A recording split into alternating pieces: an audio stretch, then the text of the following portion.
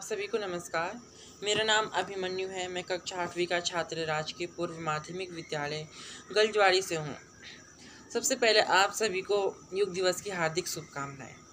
आज मैं आप सभी को योग के लाभ से परिचित कराना चाहता हूँ। सबसे पहले जब विद्यार्थी जीवन के संदर्भ में आ जाएं तो विद्यार्थी जीवन हेतु योग क्रियाएं उतनी ही महत्वपूर्ण होती है कि जितनी मरुभूमि में जल की आवश्यकता वास्तव में आज वर्तमान समय में देखा जाए तो विद्यार्थियों के लिए योग बहुत ही लाभदायक माना गया है।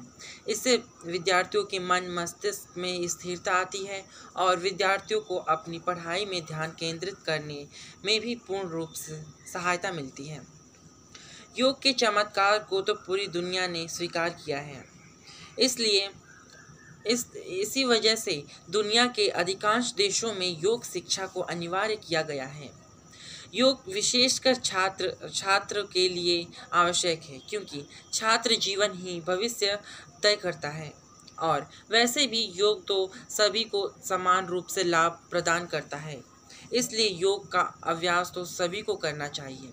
और हाँ, एक बात गौर करने वाली है कि ये योग शिक्षा जितनी ही कम उम्र में ली जाए उतना ही शरीर में ज़्यादा लाभ पहुँचती है। आजकल तो विद्यार्थियों को पढ़ाई और प्रतियोगिताओं का इतना बोझ तो बचपन से ही उठाना पड़ता है और बचपन से ही उनमें जीत की ऐसी भावना भर दी जाती है कि जब वे हारते हैं तो वे खुद की हार को बर्दाश्त नहीं कर पाते और वो अपनी आत्मविश्वास खो बैठते हैं और साथ ही अपने दिमाग से भी कमज़ोर हो जाते हैं। इसलिए विद्यार्थियों को प्रारंभ से ही अनिवार्य तौर से योग शिक्षा देना बहुत जरूरी है। योग से विद्यार्थियों की सहनशीलता बढ़ती है और मन शक्तिशाली होता है। योगाभ्यास से मन मस्तिष्क का संतुलन बना रहता है, जिससे दुख दर्द समस्याओं को सहन करने की शक्ति प्रदान होती है। इस प्रकार से हम योग के महत्व को भी भली भांति ही समझ गए होंगे। साथ ही इस बात को भी समझ गए होंगे कि योग किस प्रकार से विद्यार्थी जीवन हेतु संजीवनी की भांति काम करता है। आज प्रत्येक विद्यालय को चाहिए कि वे अपने यहाँ प्रशिक्षित योग अध्यापकों को अनिवार्य तौर पर रखकर विद्यार्थियों हेतु योग शिक्षा का भी प्रबंधन करें। और मैं ये भी अपने सरकार से निवेदन करना चाहता हूँ कि प्राथमिक स्तर से ही योग की अनिवार्य विषय के रूप में हर विद्यालय में कराए जाएं। और परिवार के साथ योग करने से आप सुरक्षित रहेंगे और यह यादगार भी होगा।